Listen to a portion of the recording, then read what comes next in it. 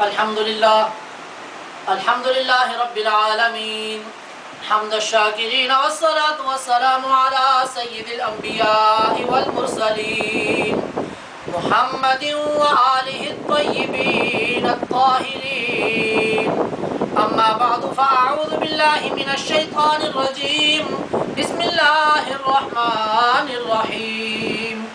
قد أفلح المؤمنون الذين هم في صلاتهم خاشعون. صدق الله مولانا العظيم وصدق رسوله النبي الحبيب الكريم. يا صاحب الجمال ويا سيد البشر من وجهك المنير لقد نور القمر. لا يمكن الثناء كما كان حقه بعد از خدای بزرگ توی قصہ مختصر. ان اللہ وملائکته یصلون علی النبی یا ایها الذین آمنوا صلوا علیہ وسلموا تسلیما.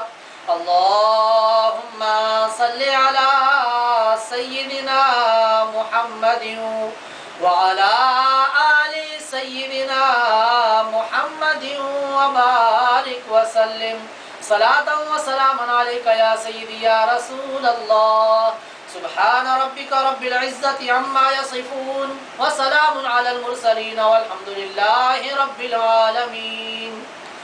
حمد و صلاة کے بعد معزز و محترم سامعین عزیز وقار حاضرین گرامی قدر، قرآن مجید فرقان حمید میں سے ایک چھوٹا سا حصہ تلاوت کرنے کا شرف حاصل کیا.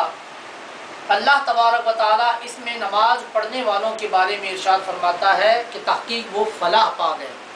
معزز سامعین عزیز وقار حاضرین گرامی قدر، نماز ایک ایسی عبادت ہے کہ نماز کو پڑھ کر انسان فلاح پا سکتا ہے. نماز کو ادا کر کے انسان سرخرو ہو سکتا ہے.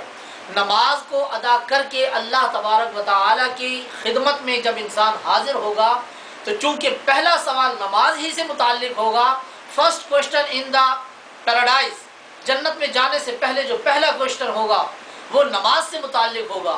تو اگر انسان اس میں سرخرو ہو جائے گا تو یقیناً وہ کامیاب ہو جائے گا. اسی بات کو اللہ تبارک و تعالیٰ نے 18ویں پارے میں ارشاد فرمایا. معزز سامعین عزیز وقار حاضرین گرامی قدر، نماز ایک ایسی عبادت ہے کہ جس کو ہم دین کا ستون کہتے ہیں. ستون تو بہت سے ہوتے ہیں، پلر اور بیمز تو بہت سے ہوتے ہیں. ایک گھر کو بنانے کے لیے کم از کم 4 پلر تو استعمال ہوتے ہی ہیں، اور اگر اس کو اور زیادہ مضبوط کرنا ہو تو 5 بیم اور 5 پلر استعمال کیے جاتے ہیں. مگر اللہ تبارک و تعالیٰ نے دین کو 5 ستونوں پر جو کھڑا کیا ہے اس میں کسی دوسری عبادت کو ستون نہیں کہا. نہ تو یہ کہا کہ صیام جو ہے وہ دین کا ستون ہے، نہ یہ ارشاد فرمایا کہ حج جو ہے وہ دین کا ستون ہے، نہ یہ ارشاد فرمایا کہ زکوٰۃ دین کا ستون ہے، نہ یہ فرمایا کہ جہاد دین کا ستون ہے.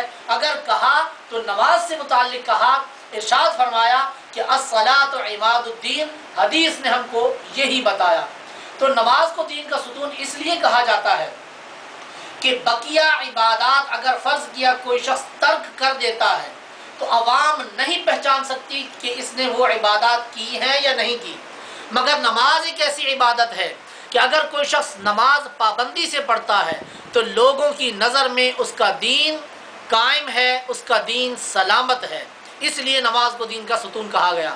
میں مثال پیش کرتا ہوں کہ دیکھیے، اگر کوئی شخص ہم سے یہ کہے کہ میں روزے دار ہوں، ہم کسی بھی تھرمامیٹر کے ذریعے، کسی ایکس رے مشین کے ذریعے، کسی الٹرا ساؤنڈ مشین کے ذریعے نہیں پہچان سکتے کہ اس نے روزہ رکھا ہے یا نہیں رکھا.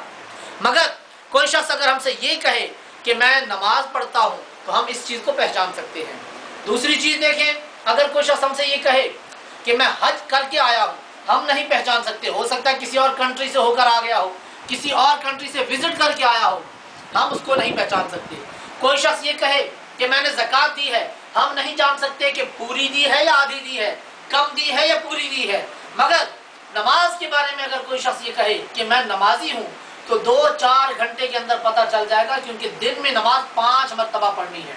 تو ہم کو فوراً پتہ چل جائے گا کہ یہ شخص نمازی ہے یا نہیں ہے، تھوڑے ہی گھنٹوں کے بعد اگر وہ نماز پڑھنے ہمارے ساتھ آتا ہے تو ہم سمجھ جائیں گے کہ نمازی ہے، ورنہ وہ بے نمازی انسان ہے۔ تو نماز ایک ایسی عبادت ہے کہ جو چھپ نہیں سکتی۔ اس عبادت کو کرنے والا اس کو کتنے دن چھپ کر کرے گا، چھپ کر نہیں کر سکتا۔ اور ایک بات اور، اگر کوئی شخص روزے کی حالت میں ہو، 1 سال سے روزے رکھ رہا ہو، ہم اس کو نہیں جان سکتے۔ کئی حج کر چکا ہو، ہم نہیں جان سکتے۔ مگر اگر کوئی شخص ہمارے سامنے بار بار نماز پڑھنے مسجد میں آتا ہے تو اس کا نماز پڑھنے کے لیے آنا، اس کا مسجد کی طرف آنا، اس بات کی دلیل ہے کہ وہ مومن مسلمان ہے۔ اگر کوئی شخص ہمارے ساتھ نماز مسجد میں ادا کرتا ہے تو ہم کو اس سے یہ پوچھنے کی ضرورت نہیں کہ وہ کلمہ گو مسلمان بھی ہے یا نہیں ہے۔ مگر کوئی شخص اگر سال ہا سال سے روزے رکھتا ہو، اپنے آپ کو بھوکا پیاسا رکھتا ہو، تو ہم اس کو مومن نہیں مان سکتے، کیونکہ کافروں میں بھی بھوکا پیاسا رہنے کا رواج ہے، ان کے مردوں میں بھی ہے، ان کی خواتین میں بھی ہے۔ تو ہم کسی بھی شخص کو یہ اس وجہ سے کہ وہ روزہ رکھتا ہے مومن نہیں مان سکتے۔ مگر نماز کوئی کافر نہیں پڑھے گا، کوئی کافرہ نہیں پڑھے گی، نماز پڑھنے کے لیے صرف مومن ہی آتا ہے۔ اسی طرح سفید لباس پہن کر حج کرنے کے لیے جانے والا، ہم اس کو بھی نہیں پہچان سکتے، کیونکہ کافروں میں بھی ایک تہوار ہوتا ہے جس کو شوراتی کہتے ہیں، اس میں بھی وہ لوگ سفید لباس پہن کر پیدل سفر کرتے ہیں۔ تو سفید لباس پہن کر پیدل بھاگ دوڑ کرنے والے کو ہم یہ نہیں کہہ سکتے کہ وہ مومن مسلمان ہے یا نہیں، کیونکہ یہ عبادت چھپ کر ہوتی ہے، دوسرے کنٹری میں جا کر ہوتی ہے، تو ہم نہیں پہچان سکتے۔ مگر نماز چونکہ ہمارے سامنے ہوتی ہے تو ہم پہچان لیں گے کہ یہ شخص جو کہہ رہا ہے کہ میں نمازی ہوں، واقعی یہ نمازی ہے یا نہیں ہے۔ اس وجہ سے نماز کو دین کا ستون کہا گیا ہے کہ نماز پڑھنے والے کا دین ہم سے پوشیدہ نہیں ہوگا۔ اس حوالے سے یہ حدیث جو میں نے آپ کے سامنے پیش کی کہ نماز دین کا ستون ہے، آپ حضرات اس کو اچھی طریقے سے سمجھ گئے ہوں گے۔ اس کے علاوہ یہ بات ذہن میں رکھ لیجئے کہ نماز کے بارے میں جو پہلا سوال ہے، چھوٹے چھوٹے بچے بھی اس بات کو جانتے ہیں کہ ایگزامینیشن ہال میں جو فرسٹ کوشچن ہوتا ہے، جس کو کہ لازمی سوال کہا جاتا ہے، اس کی اہمیت ایسی ہی ہوتی ہے جیسا کہ پورے پرچے کی اہمیت۔ پورے پرچے کی اہمیت اپنی جگہ اور اس ایک سوال کی اہمیت اپنی جگہ ہوتی ہے، اس کی پوری اہمیت کے برابر وہ اہمیت رکھتا ہے۔